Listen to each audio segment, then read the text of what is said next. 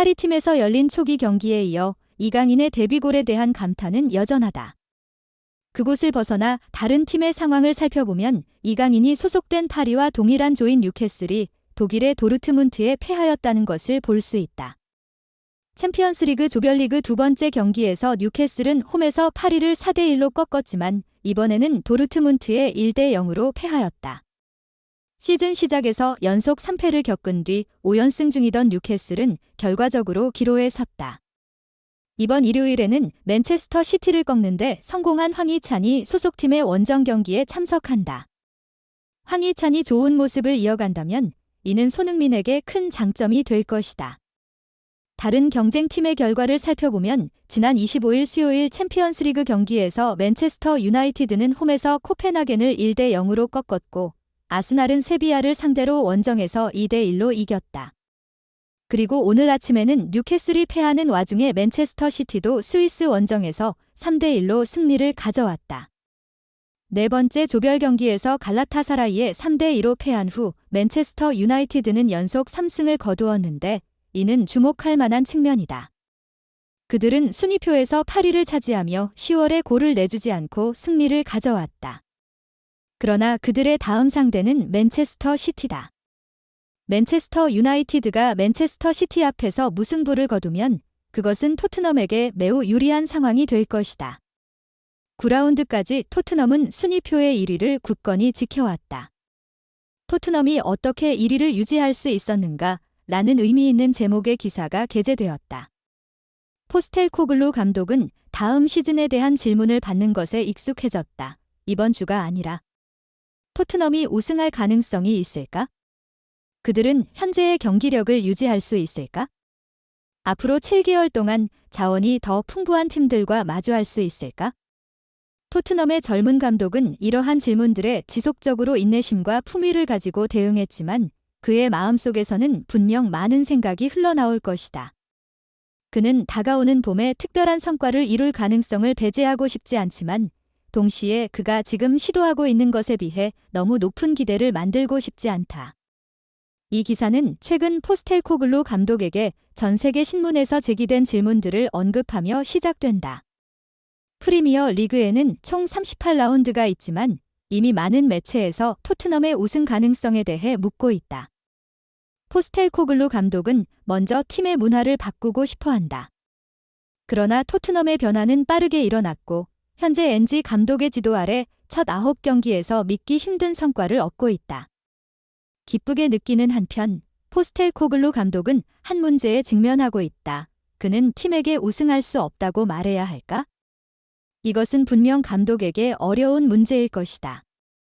실제로 감독 엔지와 토트넘의 고위 관계자들이 대답해야 할 진짜 질문은 내년 5월까지 그들의 현재의 경기력을 유지할 수 있을지가 아니라 올해 12월 말까지 리그 순위의 상위권을 지킬 수 있을지 여부이다.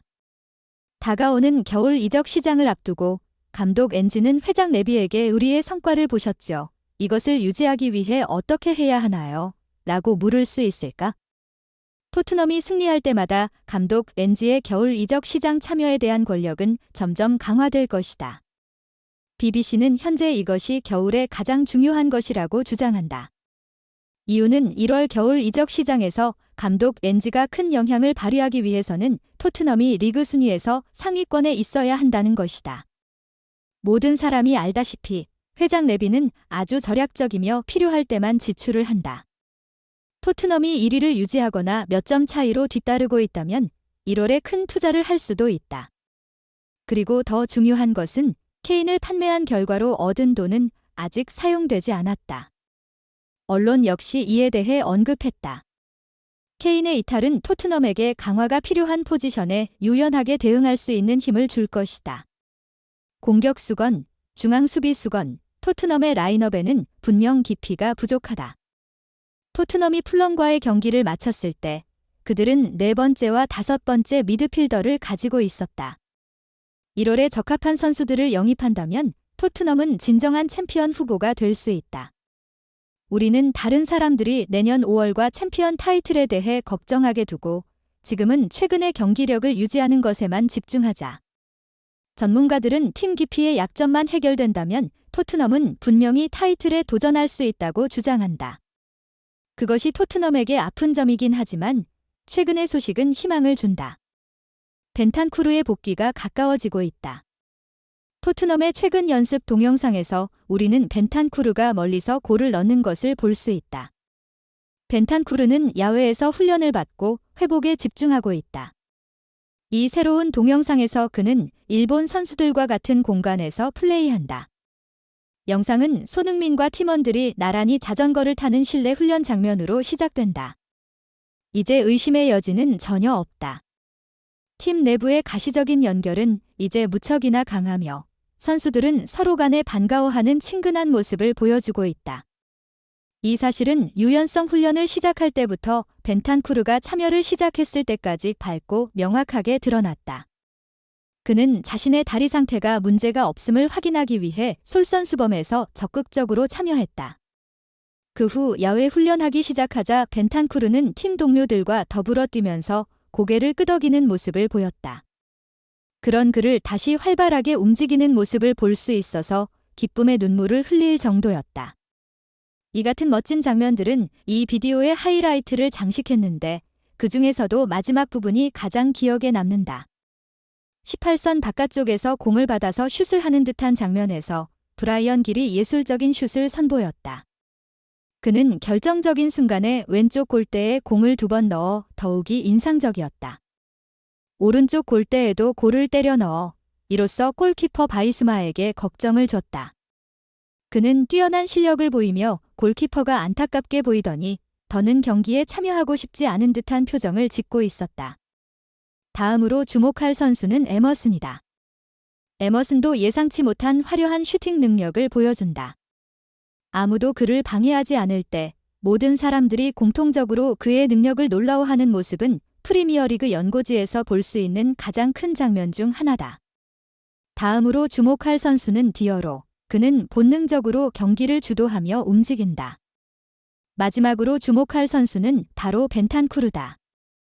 벤탄쿠르는 처음 공을 건드렸을 때 약간 드리블이 길게 나왔지만 그는 이를 빠르게 잡아 조금만 더 확실한 슛으로 왼쪽 모서리로 공을 찔렀다.